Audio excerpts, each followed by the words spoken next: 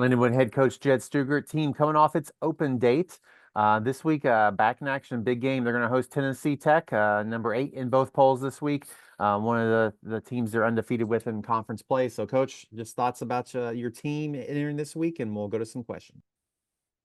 Yeah, it was good to kind of come off a bye week here that we feel like we needed, and probably everybody needs, obviously, a bye week to kind of heal up and kind of refresh a little bit. We got a chance to get some good practices in and be able to get out on the road recruiting a little bit, and that was good to be able to do that as well. So I feel like we got a good balance of practice and rest, and now preparation for a really good Tennessee Tech football team that we're going to face Saturday. So, but no, it's good we get a few guys back that have been close, and I think that last week helped us. So we're going to be entering this game a little bit healthier than maybe we've been in a little bit in some positions, and we're going to need that. It's a tough test this week. And we referenced it last week, but your bye week was right in the middle of the season, right? So like maybe the perfect to get healthy and play better. SEMO was just talking about they had their bye week and played maybe their best game of the year. We talked physically, but what about mentally? How does that help them mentally? Like last week, having an open date for the players. Well, I thought that was a nice gesture of them to give us one in the middle of the week instead of the last second to last last year. So maybe they just felt a little nicer, but that's a joke. It was I know it's not on purpose at all, but it was good timing for us. But no, you never know, Kyle. I've had those experiences in the past where you feel like a bye week really benefited you. And sometimes the debate of I feel like coming out of a really good UT Martin win, you feel like you got some momentum. I don't know if that, I don't know.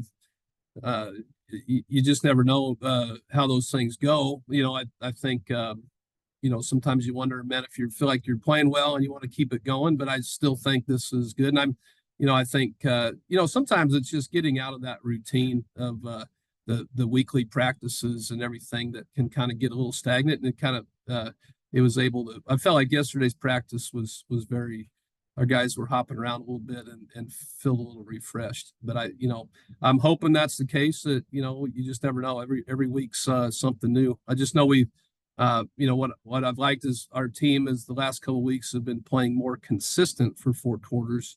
Not as many highs and lows. I think our last game was probably the first time, and we played 4 quarters of just consistent football and not getting discouraged if we had a punt or if we gave up a big play. We were playing a little bit more consistent. We hope that maturity continues to grow.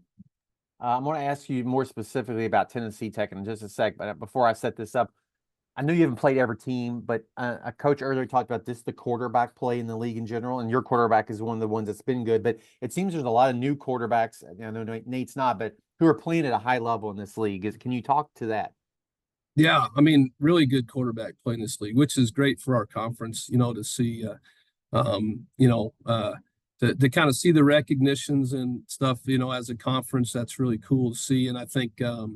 It's usually that's how your team goes is it kind of comes back to who that signal caller is. The leadership, the efficiency of quarterbacks really can drive a lot of success of a team. That's really important. I think that's why you're seeing the type of competitions and in the type of games, because I think this conference is very consistently tough. That's what's good to see. You're seeing it week in, week out of just how guys are competing against each other as far as teams go. And I think a lot of that is the production of the quarterbacks in this league.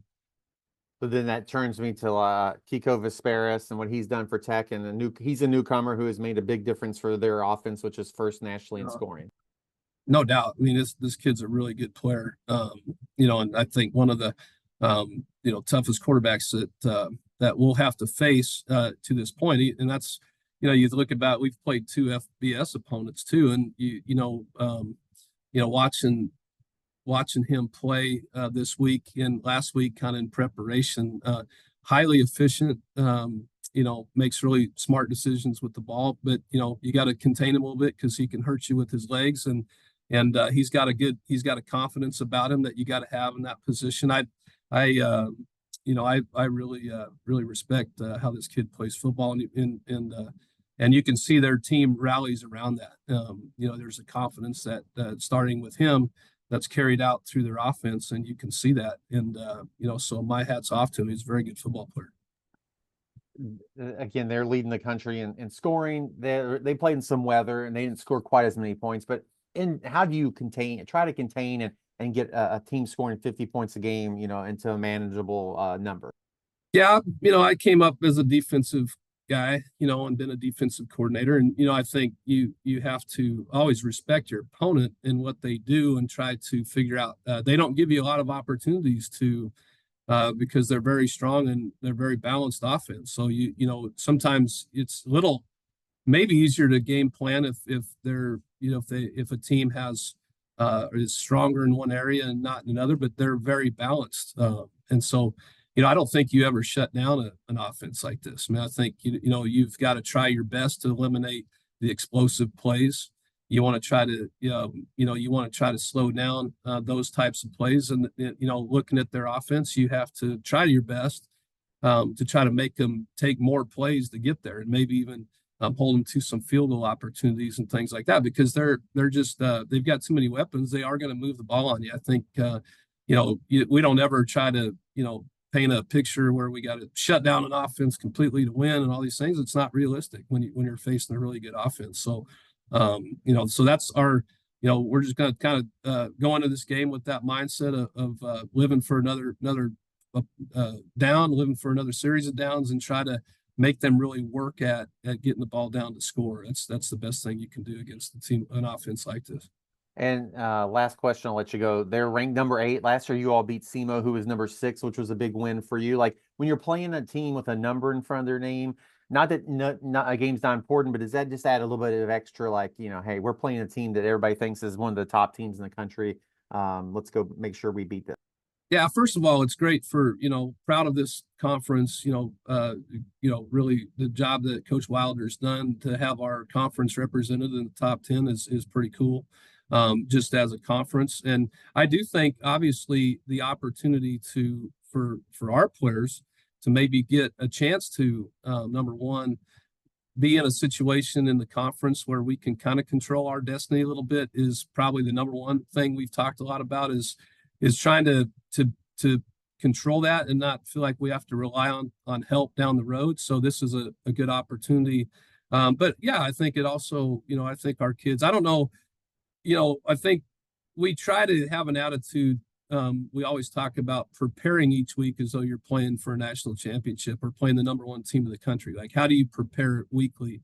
And that try to protect, like, looking at a team and say, okay, we're going to only practice this hard this week, and now we're going to practice extra hard this week. We try to be consistent in our prep, but I'm sure there's a lot of, it's not something we just have just drove home with our guys this week.